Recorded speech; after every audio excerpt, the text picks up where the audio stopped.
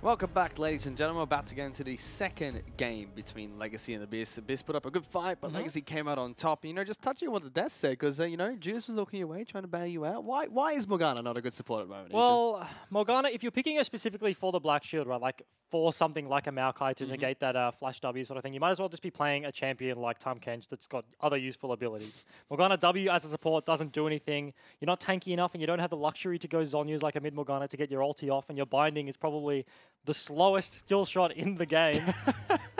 Have you met Maokai's ulti? Even though it lasts 2 years, according to Reddit. It does, actually.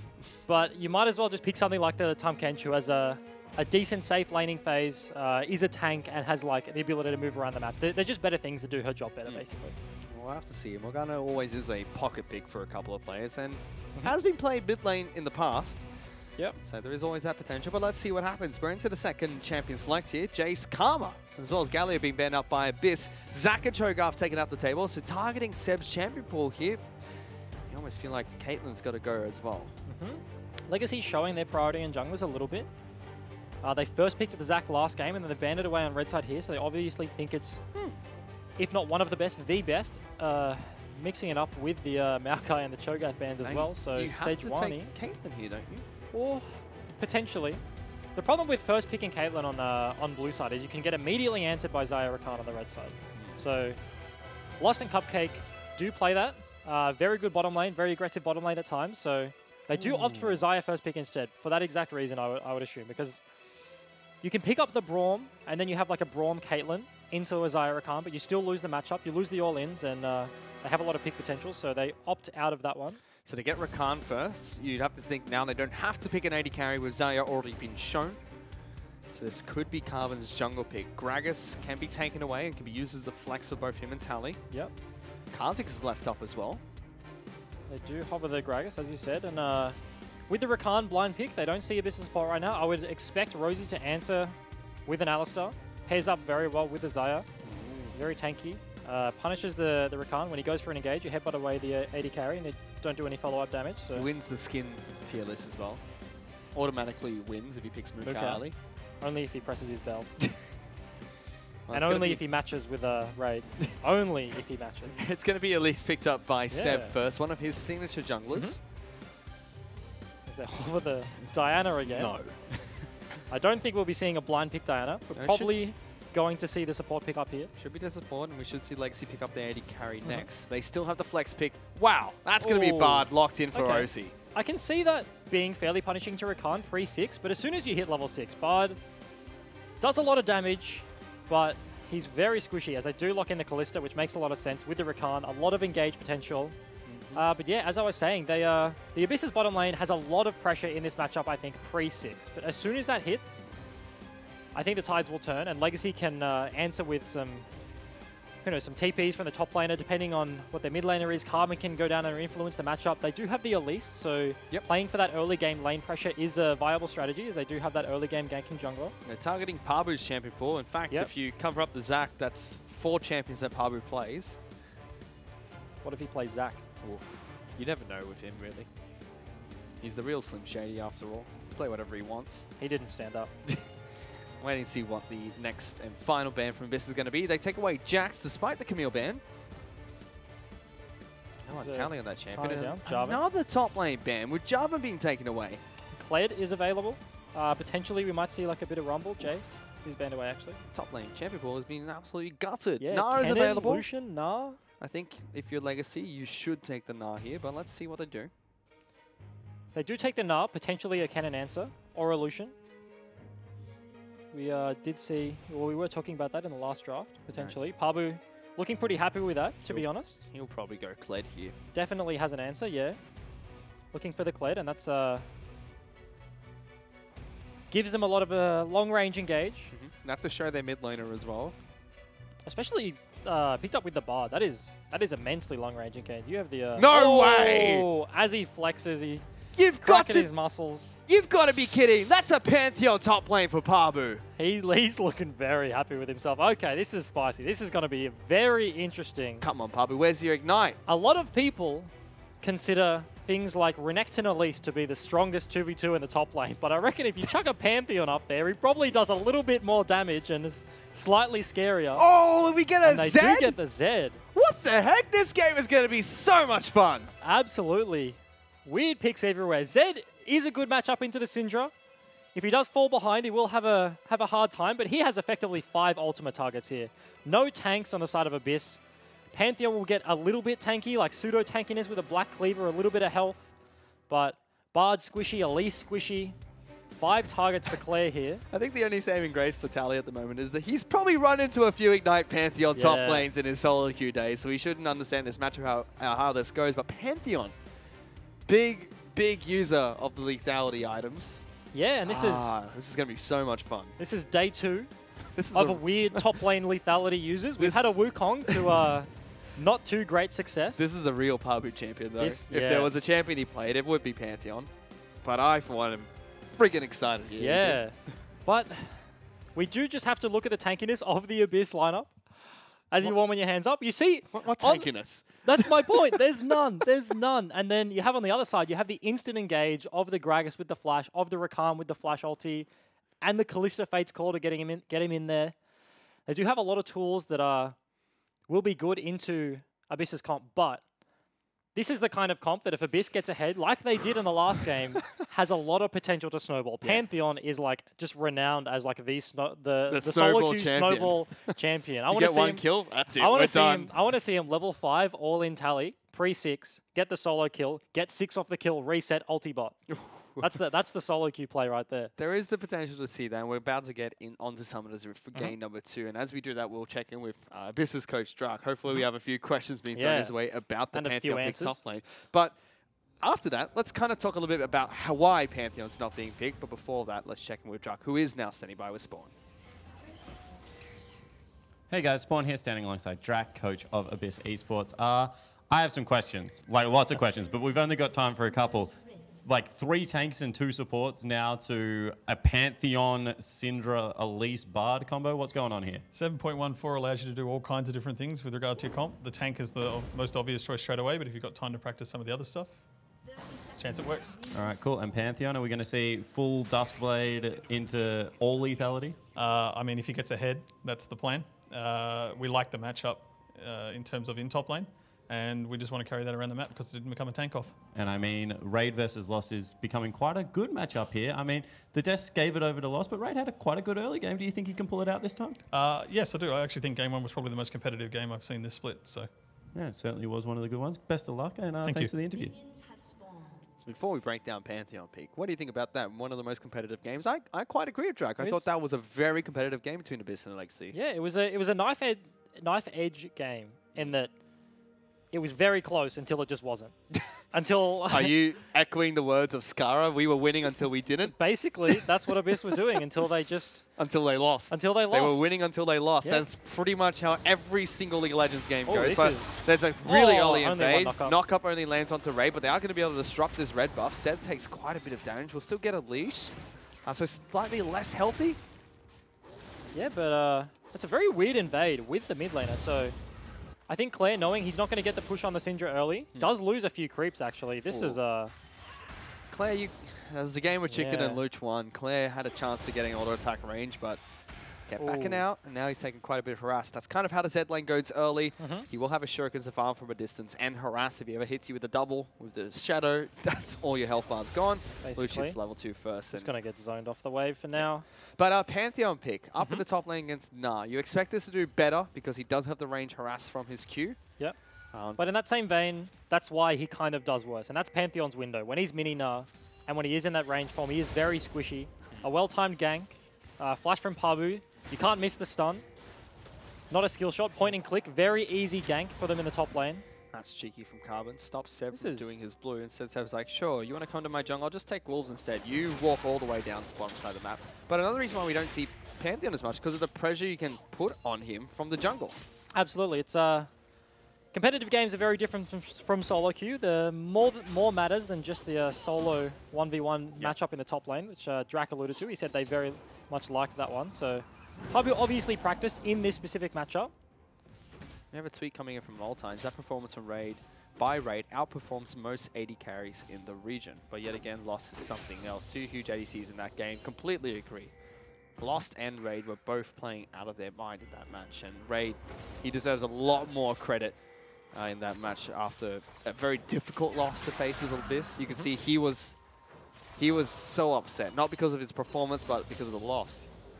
Absolutely. And, well, actually, to do with his performance, as we were leaving yesterday, I said, you played really well. And he said, no, I didn't. And I was like, oh, okay.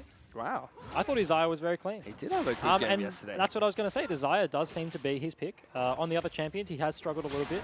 I mean, it's Xayah generally for Raid. When he gets those two, he looks unstoppable. Yeah, he used to be more of like a Varus Ashe player, but has transitioned over with the release of Xayah to that champion. And I mean, he gets it every game. No team seems to respect it enough to ban it away. And Like, it doesn't seem to be that much of a big deal for them, but...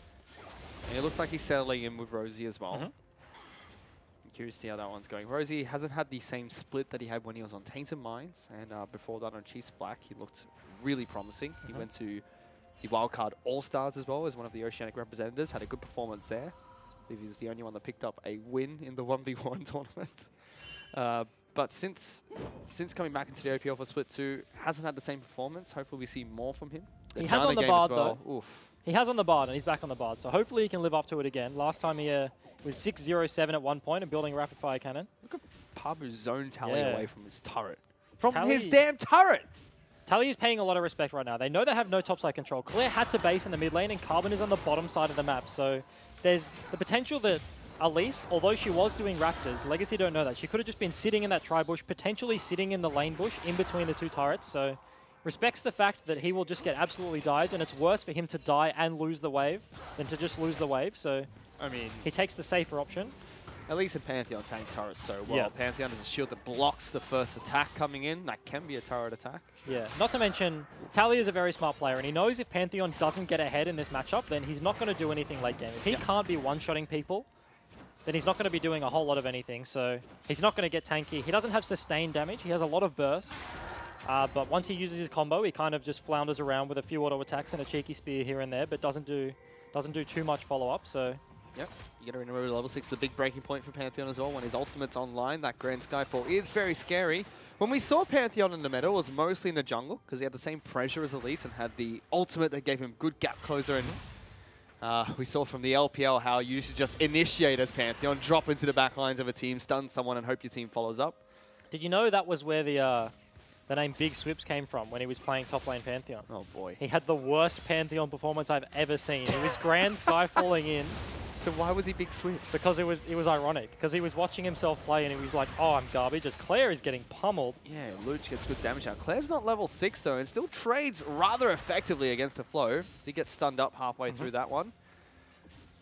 He's not having a good time to kick things off. He'll change once he hits level 6. Seb is with waiting Moby's the about to wings. find Carbon. Yep. Connects the cocoon.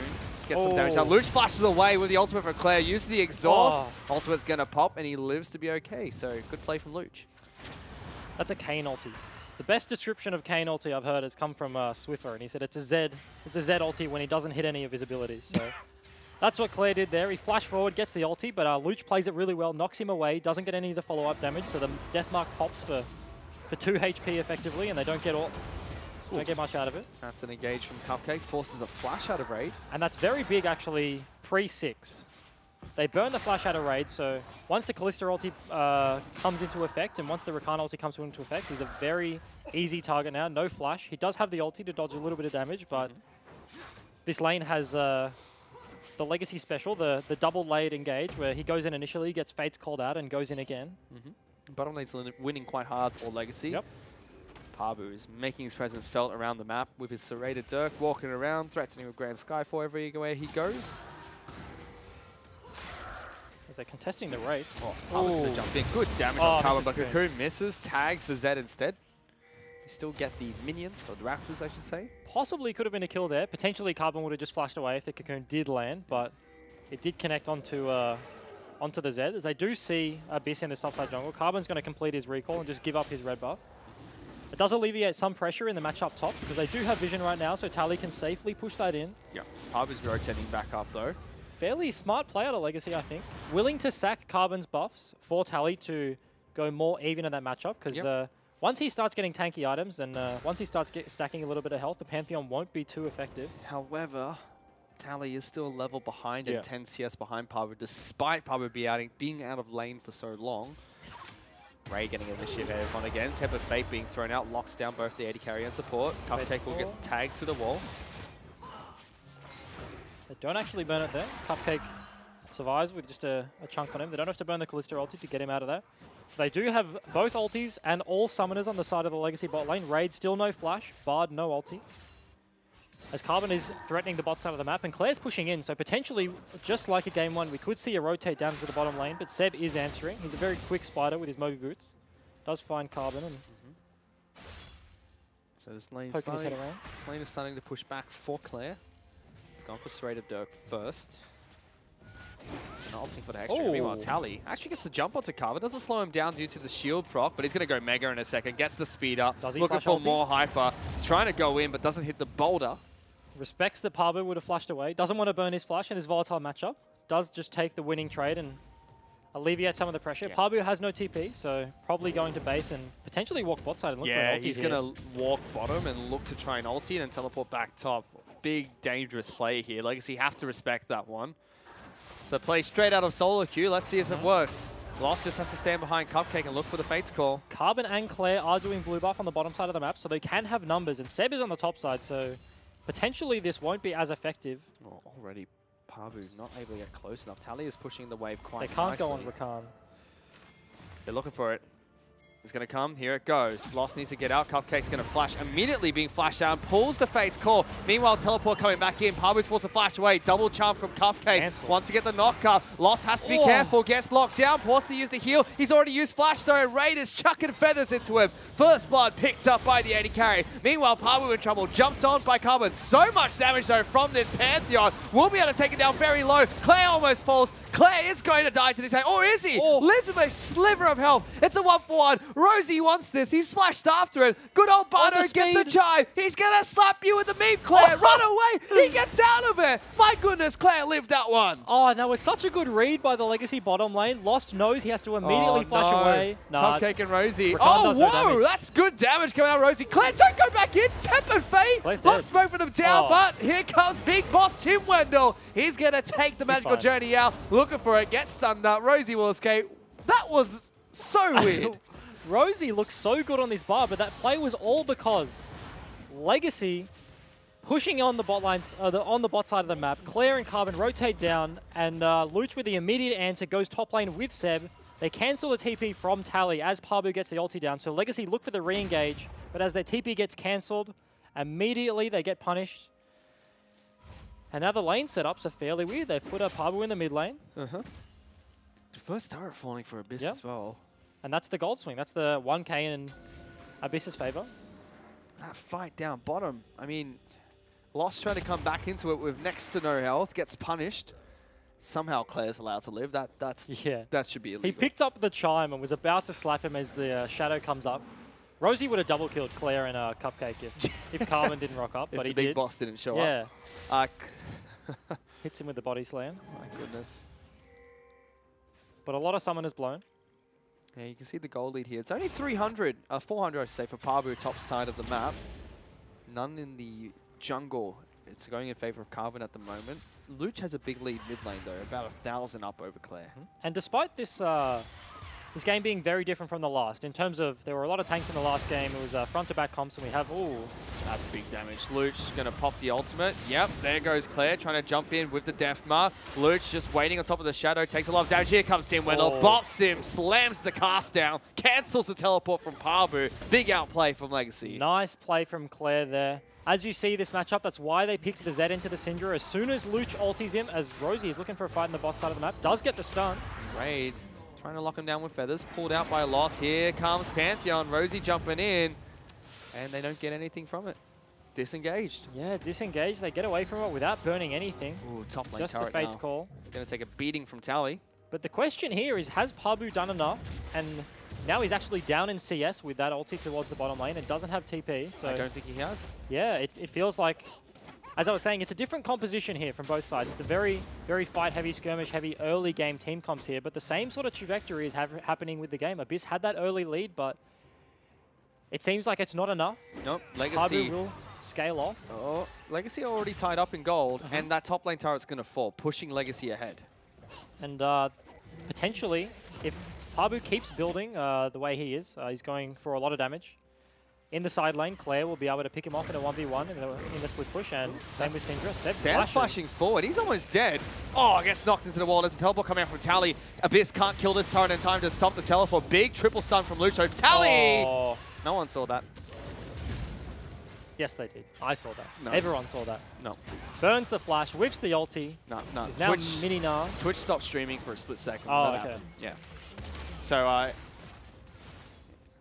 Lucha knocked them back, and they couldn't get the engage off. Meanwhile, Cupcake looking to go forward. Abyss do use that proactively to take a turret, but Gold's dead even. Yeah, but as I was saying, they have the double split push combo as Clay goes in. Yeah, over the wall, Temper Fate coming Oh, out. misses Claire the Q. dodges it, gets good damage. He's just looking for a little bit more of an auto attack. Takes all the Dark Spheres with him back to the safety of the mid lane. Claire is absolutely styling on Luch now. He's got the first solo kill with the help of Carbon before. Not a solo kill, but then picks that one up there. Rosie looks for the ultimate to put Claire in stasis and not get the kill, but he does follow him over the wall with the Shadow, and Legacy looking to pressure this mid lane inner. Outer, rather. Zed just gets so scary once he starts to ramp up. Dustblade already complete for him. You can see Pabu is just waiting to try and get his own. Yep. We spent so much time talking about Pabu and the ability to snowball, but Zed is a more meta version of that same thing, right? Just better version. Yeah, meta and better and scarier. The only difference between the two really is Pantheon can bully early. Zed, not so much, only in certain matchups. Pabu on the Pantheon has the ability to ult side lane. I feel like there's actually quite a few differences, Fish, but No. okay. I mean, Zed can ult sideways too. He's just going to be a lot closer. Okay. Anyway, but as we were saying, Zed, stylistically, very similar champion, but will win the split push in my opinion, especially since he's accelerated. Pabu does pick up his Dustblade now, but the 1-3-1 coming out from Legacy, Gnar on one side, Zed from the other. Syndra doesn't want a side lane once again, so Pabu will have one lane to himself, and then the other members will rotate and catching the other one. So it feels like he hasn't done enough with this Pantheon pick and gotten enough of a lead to warrant the pick here, and he's just going to get outscaled. Elise is going to do the same thing. Seb, 0-0-0 on the Moby Boots Elise. He went back on his first base and bought the Moby Boots and then didn't find any successful ganks. They did get the one to cancel the Tally TP in that that fight in the bottom lane where they ran up the river and canceled the TP and got a cheeky kill with the Syndra, but Speaking of Syndra, I just realized that SKT skin, when she throws down the Q, puts the logo down first. That's so cool. yeah, the logos are all on the... On the recall. oh, the logo. No, yeah, and the signatures but are on the when recall. she, Yeah. when she puts the Q shows the logo. I didn't know that. That's cool. Legacy going to use this sign to pick up blue buff for themselves. You know when you asked me about Santa Gragas? Yep. This is a Santa Gragas. It's the carbon skin. It's the carbon special. Yeah, this is the one. There you go. Look at his little hat. Oh, he's got presents ready, mate. He's going to give them all out to Abyss, but depends if doing naughty or nice to split. Yeah, I don't think Abyss want them at this stage. Rosie does be check the careful. book for the W. We'll spot out Carbon, but they still get good damage down. Pabu's rotating down, and Tally is split pushing top side of the map with no teleport. Legacy do respect it. They back off. They're going to lose their turret, though. Tally's going to get to the top lane and inner. But trading that inner for outer is honestly very worth at this stage for Legacy. They know it's If low. they can, that's the problem. If they can, yes. But they are... The communication is very good for Legacy here, and especially from Tally. Every time Pabu goes missing... Well, Pabu's ganking mid lane. He's pinging for it. He's on the way, but Oh. Carbon starts it off first. They just destroy the mid laner, and Pabu comes out of nowhere and says, "Where's my team?" He gets knocked up. Cupcake's going to try and run away. Spears to his face. At half health now, but Bard perfectly ulti? fine. Doesn't pull the trigger on the Bard ulti. So as you said, Carbon pulls the trigger first before Pabu actually lands. And He's still in the sky with his Grand Skyfall and doesn't actually get into the fight before it's over. This has been a good week for Carbon. He's looked on form in the jungle, Mm-hmm. especially with the initiations he's had so far. Dodges away from that cocoon thrown out by Seb. Claire is actually the one top side of the map at the moment. Split pushing against Pabu's Pantheon. 2 levels up, even though Pabu... Oh, he's just going straight in, looking for a good stun coming out of Pabu. Claire flashes on him, gets good damage with the ultimate. Oh, Tally, he's just hopped into the fight. He's going to go mega, doesn't get the Gnar off. Seb dodges that one with the repel. Nice juke shoes from him, and Rosie's charging on forward. Good stun from Tally, doesn't matter. Rosie gets that kill. Temper Fate thrown out towards Claire. Doesn't He'll matter. shadow away. No, flashes out of that one too. Yeah, it doesn't have the Shadow. Not quite off cooldown yet. But yeah, that's Tally 2 from 2. 2 in a row ultis he's whiffed there. What the heck was Tally thinking? Dodging straight into the back lines? I guess you can't really say whiff. Seb did dodge it. It was a very nicely timed repel. Potentially, he didn't actually know Seb was there. He jumped over the wall, wanted to get closer to the Pantheon to help out Claire, but accidentally gets the double jump into the turret. Legacy trade Rift Herald for a Cloud Dragon here. Not a great trade, but they were kind of forced into that situation. Claire having to recall and Tally being dead, so So Gold's dead even they between take what Abyss they can. and Legacy, but they're going to have Rift Herald in the back pocket, charging straight through mid lane, while Legacy, they've got 3 members bottom. And they do the Regicide. Drop the Rift Herald mid and then take an inhibitor. Well, potentially. Let's see what happens. They're already marching towards the middle inner turret. This Rift is a Herald's being window. popped, and they've got to go back to base. Cupcake and Carbon already channeling that. Meanwhile, they're diving straight back on towards Parbo. They want to get a kill here. They're going to kill him nice and easy. They take down bottom lane outer turret, and Legacy have to recall because their inhibitor is under siege. Is this another one of the Legacy trades? No, Abyss actually do back off, but time and time again, Legacy have opted into these 2v1 tower trades.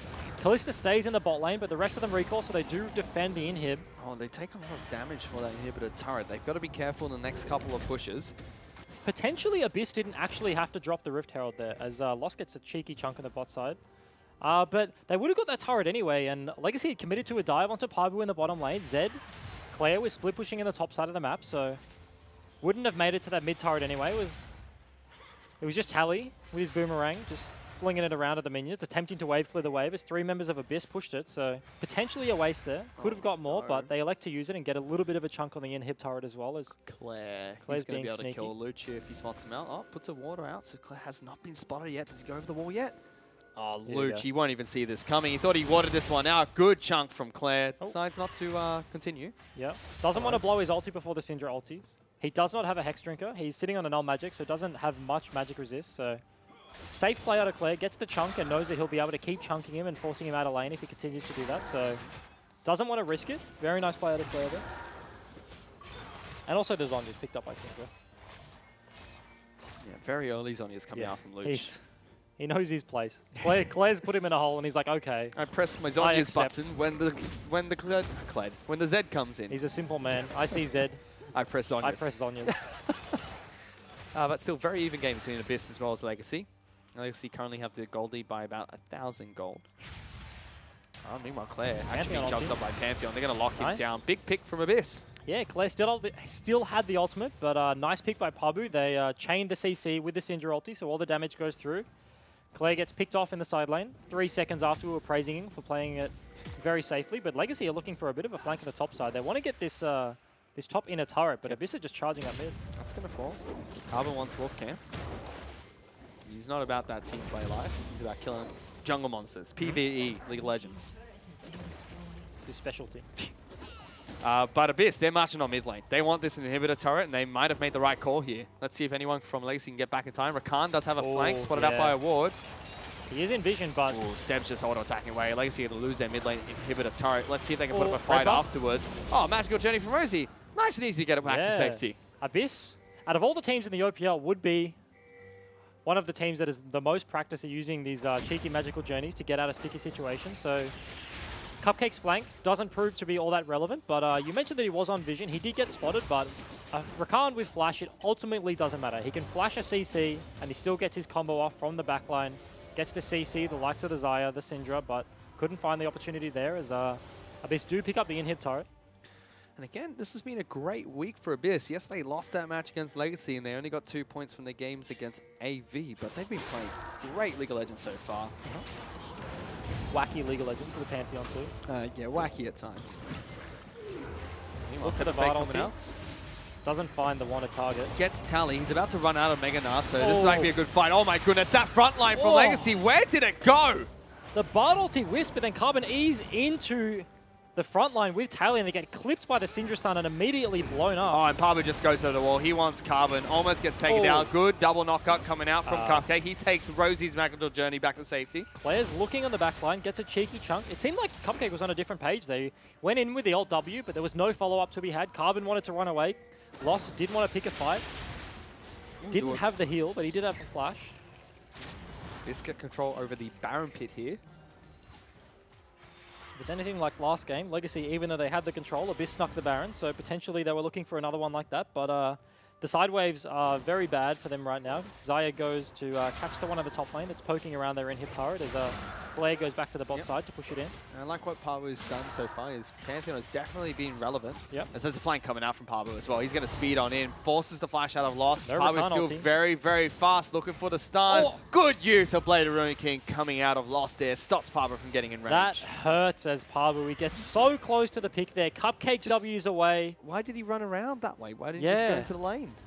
Not That was sure. a big mistake. Potentially just passed the wrong way or just made the wrong, Auto-pathing. made the wrong decision. Can't quite get on Lost. Good use of the Blade of the Ruin King. Gets him to safety. Does have to burn his flash though. And Claire looking again. Yeah, wants this. Ooh. Jump straight on top of Pabu. Good damage, isn't he? Ignite Oh. Pabu's popped. Good night. Really smart out of Claire there to get the auto attack on the passive shield as Carbon's diving mid. Misses Oh, the... good use of Zhonya's by Luch, but here you go. Have a wall. Oh, dodges out. Tally still knocks him Nice. back though. Flashes forward after him. Cupcake gets that kill. Really nice respect out of Tally there as Rosie's getting a bit of damage, but it won't eventuate into anything. To not just blow the ulti straight away. He knows that the Zhonya's is there. Ooh! Hello. Cocoon? Let's No. see if they can get him there, but yeah, Claire just flashes on Rosie's face and sends him back to the fountain. Legacy march towards the Baron. Potentially just going to catch top wave, get a bit of vision, maybe start it up. Or they're looking for a pick. Pabu's spawning and he will have Ooh, ultimate. charmed, knocked up. Good night, ya. Seb. That's going to be Legacy's Baron. Is that the 1-2 good night? That's the 1-2 good night right Yep. there. And they have Callista as well, so no smite on the side of Abyss. This should be almost uncontestable from their side. And as I was saying in the mid lane, Tally, so much respect for Luch there. Knew he had the Zhonyas, knew he had the flash, so doesn't blow the ulti straight away. Oh, here comes the Baker. That's, hello. Is he goodbye. he's not a Baker. Wants to be. Oh, Uh-oh, lost. he could have been, but he elected to be. What is that skin? Is that Marauder Pantheon? Is it Marot? Potentially. Don't know. It's definitely not Baker Pantheon, is all I know. He just wants to be a baker, okay? Okay. He doesn't like killing people, he just wants to make delicious bread. What does he throw? Does he throw bread as his cue? He throws a baguette. Oh, he throws a baguette. Okay, It's great. I like that. I like that a lot. By the way, whenever Pantheon's picked and there's a French crowd, it is amazing. Okay, I can respect that. The French audience love their Spartan. As they do opt in for this other air Drake. It's going to be taken down by the Abyss. They lost the Baron, 4,000 gold behind. On that recall, Legacy, they would have had a lot of gold from the fight, from the kills that they picked up and the Baron. They all get a clean reset and looking to deploy back on the map, but both Claire and Lost do immediately pick up a QSS. I mean, it's in Raid's favor. He's 800 gold up in the bottom Yeah. lane. Cupcake's the one with most of the gold on his team. He's 1,400 over Rosie. Mid lane's fairly even. 500 gold separates them. And it's in the jungle where most of the gold is. Seb actually going to get caught out again here. So it's jungle and top lane that are ahead for Legacy. Yeah. Not even Claire and Lost. Very interesting. As the Bard ulti does connect, Well, they get Cupcake. Is that the target you really have want though? Fate's Stun him Call, against the so- wall. Pabu jumps in. There's the face Uh, call. Pulls him back. Legacy just disengaged. They don't want Yeah. to pick that fight. They've got Claire split pushing bottom lane. absolutely. They don't want to pull the trigger in the flight. Cupcake absolutely could have engaged there with the Fate's Call, but they choose to let Claire just sit in the bot lane. Now that, as I was saying, he picked up the QSS, so can't be stunned by Syndra, can't be stunned by the Cocoon from Elise, and especially the Pantheon stun as well. I like Pabu's item build though. He's decided to opt out of his second lethality item and go straight to the GA. Something you used to see a lot of jungle Pantheons used to do that a lot when they fell behind. That was value out of Claire, because he bopped Pantheon away and then he immediately stood on a Bard. Little health pack. 2-for-1 special. Yeah. But you mentioned the support gold values, and it's partially because Abyss are losing and supports are renowned for not getting any gold when the team is behind because they rely on global gold from objectives. Cupcake also has 2 kills Yeah. and 3 assists. But also because Rosie's in a matchup where he couldn't, like once you're behind on a Spell Thief user, if you're not something like the Zara that can throw out the plants then proc it for you, like Bard is actually very hard to proc Spell Thief very often at this point in the game. Like he can't walk up and start auto attacking and queuing people, so Yep. whereas Cupcake has the coin, so he's just generating gold all the time. Yep, it's one of the reasons why, as you mentioned, Janus have gone back towards the coin. Yep. She can't proc it very well either. Yep. As, Legacy are opting into a 1-4. They don't want to put Tally in a side lane. They want him grouped. Claire is just so scary though. He's got a QSS picked up, double lethality item for him. Merc threads to Yeah. counter out anything that Luch or Seb throw his way. Even Pabu at that. They're looking for a pick onto Claire. Legacy. Yeah, that's going to be 3 members down there. Pabu comes down as well. He just straight away jumps on towards Seb. He'll get taken down, pop the QSS, shutdown goes to Pabu, but do they get anything for it? They get mid lane in a turret for their troubles. And Claire played that pretty well. He almost got away, but really nice flank out of Rosie there. On the back end of that, he tunnels through the wall and Abyss are going mid. ends up behind Claire, picks up the kill. Abyss have pinged towards mid lane inhibitor turret. Sorry, inhibitor. Let's see if they continue all the way. It is an push up this open inhib. Claire is a large portion of the damage, and they still do have most of their abilities up. They don't have the Syndra ulti or the Pantheon ult, but Yeah, they do have Bard for the engage, and Cupcake once again on the left side of your screen, looking for a flank on this fight. See if Legacy go for it. He can go. They look like they want to go for a fight here, but Carbon has the... Oh, he just showed. Carbon has the follow-up flash. Yeah, they immediately back away. He just showed through the base gate. a lot of respect coming out from Yeah. Abyss, and Magical Journey brings them back to safety. He just poked his head around the corner and Abyss immediately back away. But yeah, a big wave on the top side of the map. No TP from Tally, but they do have to go catch that one. They sneak a blue over the wall. Taken by Seb. Yeah, doesn't like Luch very much. Yeah, He's he's like, 1-4, better on the Elise. Luch has a Zhonya's and Seb has a Leandri's, so Oh my goodness. still probably shouldn't be taking that one. But Legacy setting up on the top side. They want to set this up again. Yep. Claire got caught too early. Legacy, we're going to get that mid inner for free. They're too far ahead, and unless Abyss get a really good engage off in that 4-man unit, they wouldn't have been able to fight that one. The big thing is the only thing they expended to kill him was Pabu's ultimate, which is coming back and up. Syndra ulti. But yeah, they didn't have to use much. They didn't use any summoners, which is very important. They're the really long cooldowns. But yeah, Claire just pushed too far forward while his team takes a free objective. Needs a little bit more restraint. He's going to stay in the side lane still. No outer turrets from the base left to take. Top lane inhibitor turret very low for Abyss at the moment. So push from Tally could take that down. Claire's gone back to base. Picked up a black cleaver for himself. And I'm just excited for when one of these Rakan flanks actually works. Cupcake hasn't pulled the trigger on either of them yet. The first one he did get spotted and didn't pull the trigger. Second one he showed his head around the corner, got spotted, and they backed away. But he keeps trying. They go for a force here. They pull out Cupcake. Carbon's the one that's in trouble, incredibly low. Knocks them back into the team. Good charms coming out from Cupcake in the back lines, but just stops them for a short while. Temper Fate hits Lost. He might be in some trouble here. Stunned up by Pabu. Locked down by the Xayah. Lost is going to go kite around. Ray gets 1 kill onto the support, but he's been jumped on by Azed. He's going to clean this one up. Double kill picked up by Claire. Pabu, the last one left in this fight. Lost will kite him out and get that kill. And that's the second time that Abyss have tried to engage a team fight onto Cupcake on the Rakan. Tally did get solo killed by the Syndra on the top side of the map whilst that engage was happening, but the Fate's Call comes out immediately when Cupcake gets CC'd. Flash Cocoon doesn't land on anyone but him, so he gets the re-engage off with Carbon. Claire comes in from the flank, doesn't actually need to blow his ulti till very late into the fight, till they'd already basically won, so... Legacy, they don't get to push anything off the back of that, but look at the gold lead now. They're 8,000 gold ahead of Abyss. Absolutely. Just gives them another moment to farm in, push all the waves, and pick up a new set of items. So the Flash Cocoon, he's Cupcake here, and they get immediately Fate's Call. On the top side of your screen, you can see Tally suicide for the Syndra, but this re-engage by Cupcake, very nice. The Bard ulti clips Lost, Cupcake flashes away, but Claire just does so much work in the back end of this right here. Forces Ray to ulti away, flashes on him, uses the ulti. Lost just heals so much up back off those auto attacks. Claire jumps in, will be able to pick up the end of this fight, but they forced it there. They didn't get that pick with the Pantheon, which you need straight away. And it just didn't happen as they're picking up a free Infernal Drake for themselves. Abyss are tentatively checking Baron. They want to get a bit of vision control while Legacy are on the bot side of the map. They have started this one up. They're looking to Desperation Baron here. Claire is ready on the top side. He's looking for the flank. Well, St. Vicious says that Desperate Baron never fails, right? Let's see if they can get it. Rage joined the fight as well. Down to 3,000 health. Abyss need to burn or turn. They don't do either. They're just trying to burn this one away. But look at the engage. Already a disaster for Abyss. Carbon's in the back lines. Baron is still looking to be taken down by Seb. He gets the Baron, but his team is getting destroyed by Legacy. Double kill picked up by the AD carry, and that's an ace for Legacy. And that was the flank we were looking for. Mind you, it came from Claire. Cupcake from the bottom side, flash ultis in, gets the knock up. Carbon flash ultis over the wall. Claire just does so much damage with his Shadow EQ combo. Completely cleans up the fight there. Carbon does lose the Smite battle to Seb, loses the Baron over, so they don't get the buff, so potentially they may not be able to end here, but they'll be able to take at least an Yeah. inhibitor turret. But look at mid lane. That's going to take some damage from these minions. Yeah. Potentially one for one trade for Abyss. Potentially. I feel like they would have sent someone back. Tally is recalling now, He's going so back. Is it the gonna be minions fast have enough, crashed, though? so they're not going to be hitting the Nexus right now. They do target the minions first, so he has you 5 seconds to play with. They don't get themselves a free in-hit, but they do at least take Baron off the map.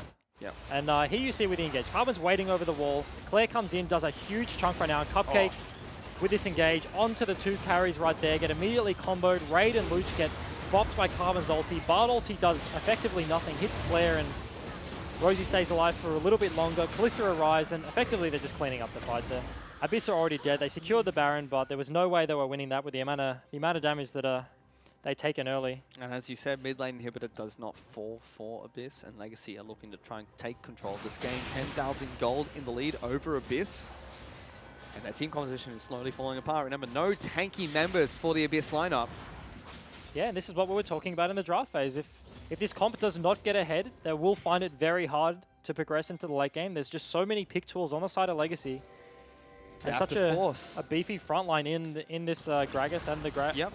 the All Gnar. they can do is force, and Pabu tries to do just that, but already being locked down by Tally. The Frozen Mallet's putting in work to the Pantheon, who gets destroyed by Gnar. Throws out Cupcake. He's going to be able to knock up Luch, taking a lot of damage. Pops to Zhonya. Seb now the one that's in trouble. Claire joins the fight. Legacy 2 kills right off the bat. Only Raid and Rosie left up, and Claire jumps straight on top of the Xayah. Dodges out with his own ultimate, but is it enough? He heals up, trying to cut this one out, but Lost jumps to the back lines. Double kill picked up. Temper Fate does not save Rosie, and another ace for Legacy. And as you were saying, this is all because of the composition. They can't scale into the late game, so they have to keep forcing these fights. They know they're behind. They know it's a hard-fought battle to win these team fights. They're down so much gold, and Legacy keep winning, but they have no other option here. And then Legacy now going to march towards the Nexus turrets. Respawn timers are just way too slow for Abyss. They had a fantastic game 1, turned around by Legacy. It looked to be close in game number 2, but Legacy are triumphant. They pick up the 2-0 over Abyss here today. And that's a double 2-0. They look like they're trying to dive the Nexus, but unfortunately it explodes. Looked like they were trying to dive the Fountain, and yeah, double 2-0 for Legacy, 2 days in a row. They roasted me and my mates over at the Chiefs, and then 2-0 up against Abyss here. And now they're top of the table. Yeah, secure themselves first place. And the best part about that is they get to decide if they stay top of the table. The next match for Legacy is against the Direwolves. And that'll be next week during the second round of Super Week we have. And there on your screen, Lost. Both games had a very good performance, I think. Claire in that second game was popping off, but Lost over the course of the series played really well as well. It did. In fact, everyone for Legacy having a great series there, but you have to touch on Abyss as well. They looked good coming into this one. Bouncing off of a 2-1 victory over AV, almost looked like they were going to take it to Legacy in game number 1 and tried their best in game 2 with an unorthodox team comp. Yeah, and you say unorthodox. It's pretty interesting coming into these games because you saw teams like TM who seem to not try and experiment too much on this volatile patch, and then you have teams like Abyss that they pulled out that Pantheon top, and then we saw AV with the Wukong. So we've seen 2 schools of thought, right? People just like throwing caution to the wind and playing anything they want, and then people playing safe, old patch sort of style. But Legacy come out on top, and they pick up a 2-0 victory to break down that game further and to round it of the night. Let's send it back to the analyst desk. Thanks so much, Fish and Ejim. Great cast on the night. However, that is going to be the 2-0 victory for Legacy, putting them 3 points above anyone else in the OPL right now. And they did it in style. An unorthodox comp coming out of Abyss Esports, I think it's fair to say. Gentlemen, what did you make of that one? Yeah, just flashbacks to some of my solo queue games, seeing that Pantheon run around.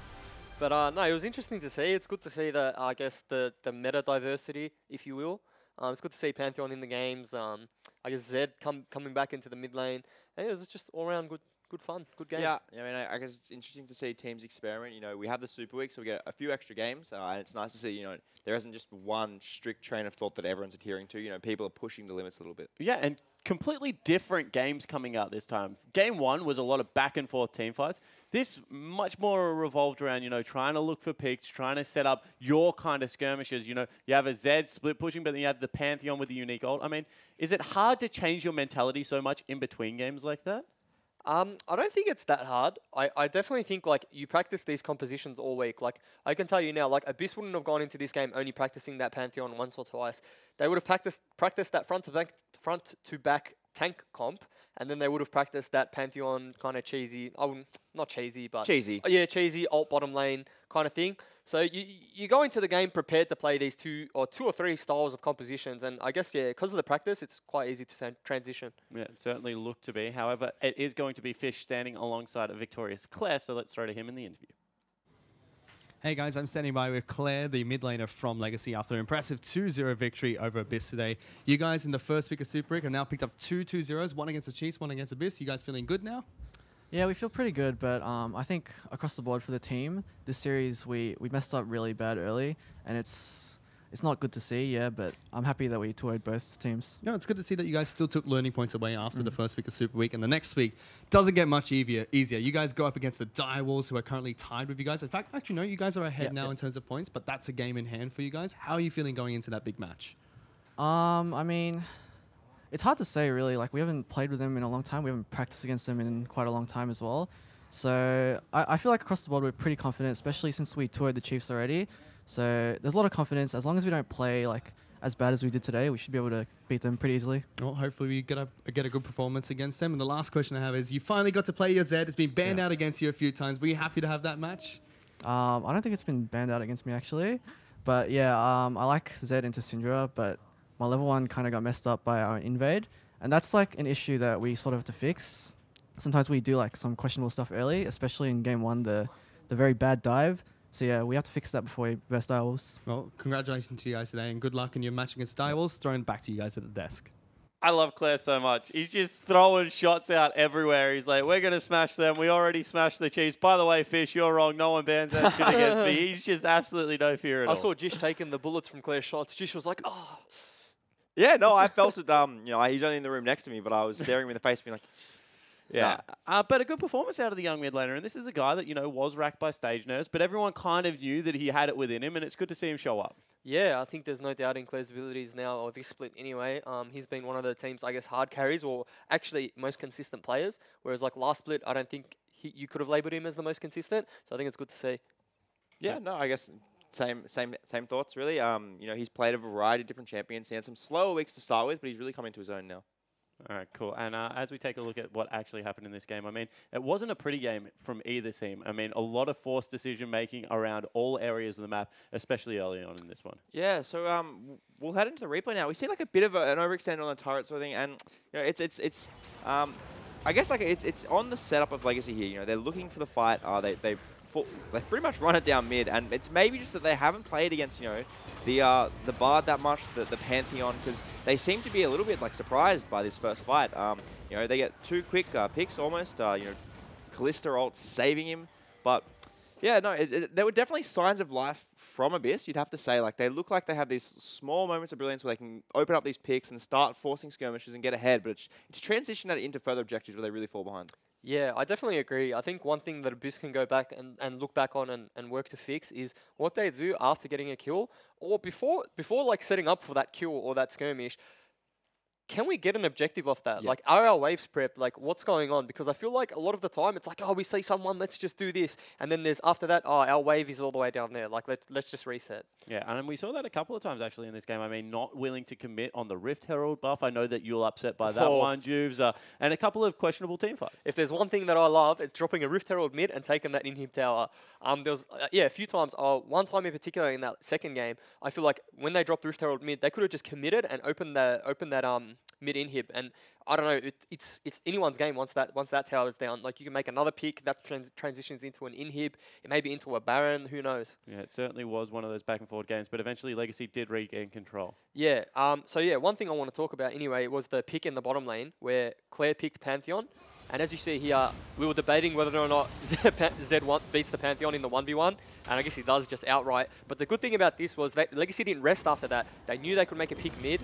It was alright from Carbon, burn the Zhonya's, but then Tally just flashes onto Syndra, gets another pick, transitions this into a mid tower, and that's complete map control after this. Yeah, and the game is pretty even up until this point, and they're just trying to eke out like where can they find an advantage. Cheeky Z mechanic there, by the way.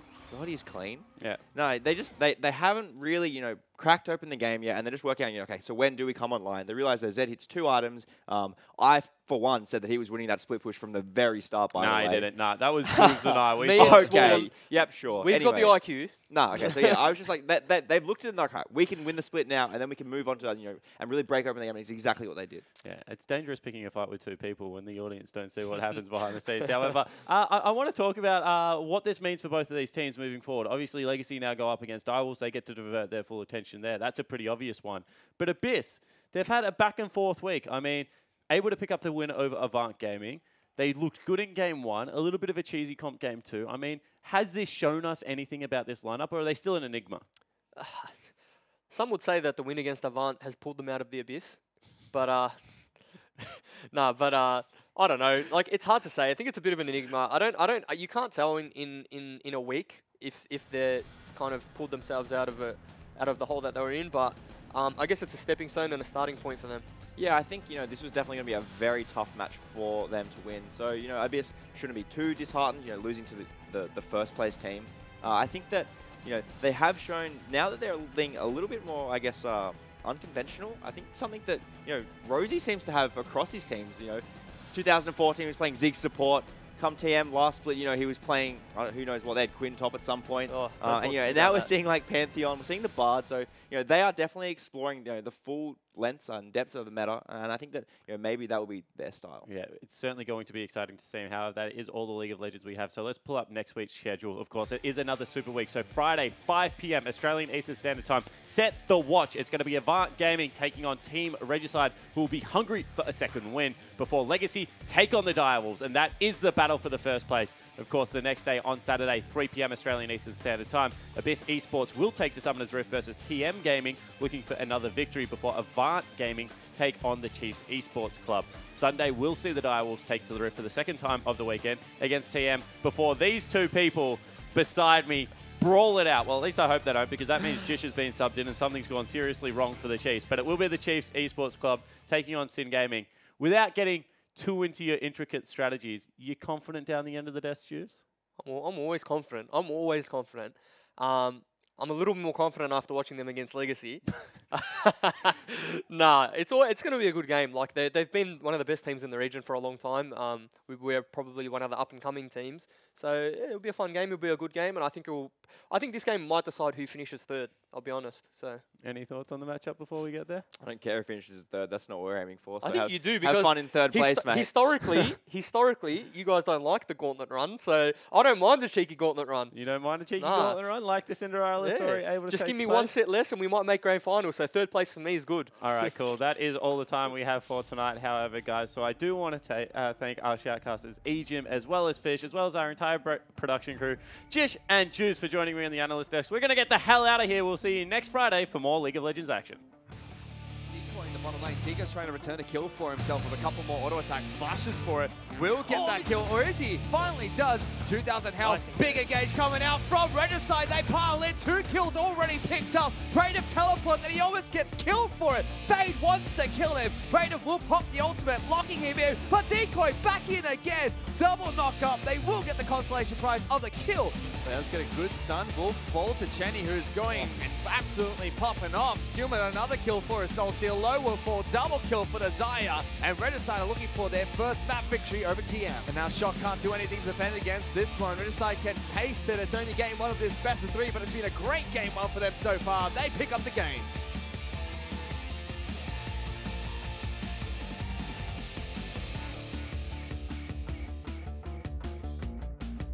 Got to be flashed out of him, but gets locked down by Tiga. An uppercut not going to come through, but first blood's picked up by only Chenny, falling even lower as well. Suma not using the package just yet. Rek'Sai's going to come out with the ultimate. Chenny in some trouble. Good route coming back. Meanwhile, Praetor's got a one-on-one package. Separates the team, but Low jumps away. Ooh. He'll fall. Big play coming out from Suman. Regicide win the team fight here, but Praetor won the one-on-one in the bottom lane. And Decoy flashes in for the fight. Turret does fall anyway. Chenny wants to kite this one out. Suman packages into the inhibitor, so can't use the damage portion of that. TM are falling fairly low, and Chenny's avoiding a lot of this damage. But look at Camille. Camille's ending the game. Will finally actually join the team fight. I think that's the wrong decision for Praetor. He could have finished the game right there, and Regicide win a team fight. It's going to be Regicide. ZZZ that falls down next, and the Nexus is already under attack. Decoy Boy falls. The TM are on that Nexus that was already open. They tie up the series 1-1.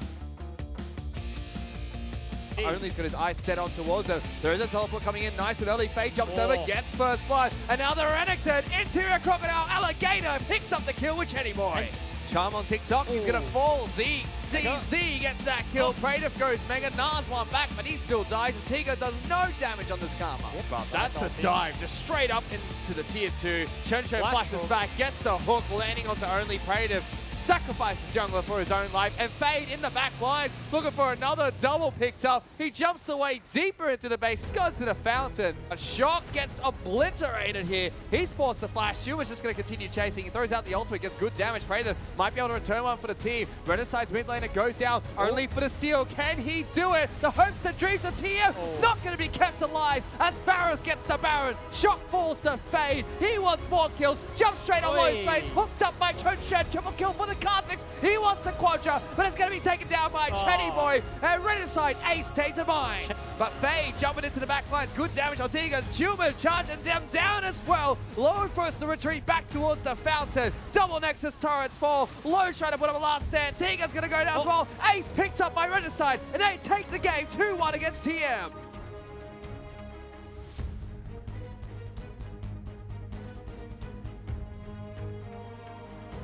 Meanwhile, there's a flash in the mid lane, a lockdown Luge. He's brought back. Doesn't look like there's going to be enough damage yet, but it is. Final attacks enough. Claire picks up first blood. Carbon slams him into the wall. Double jump coming out from Tally. Loss is going to hop like Super Mario. Applies red buff to both of them. Oh no, Luge! Oh goodness, big shockwave comes out from him. He gets instantly 2 kills. Carbon returns 1. Loss is trying to kite this one out, but look at Pabu run so fast. There's the sapling. Touchdown sapling. Will it be? Chased by the little kitten. Picks up a kill. And Karma's the one that's in trouble next. Already had his passive block. And somehow Abyss turned that around. Let's see what they do. Tally's in the front lines. Lost going to pick off Rosie. Arca jumps forward. Gets him the satchel, but not the auto attack. Meanwhile, Pabu is very low. No Janna in this fight. Luge, he's trying to get to the pit. Can he flash out? No flash available. Tally kills Rosie over the wall. Gets a double. Locks down Raid. He's dead. Sam Speed jumped on. Triple kill for the vice captain. He gets the quadra kill as well. And Legacy pick a 4-on-5. That's a big shield on the Tristana. He's not going anywhere. Auto attacking his way back into the fight.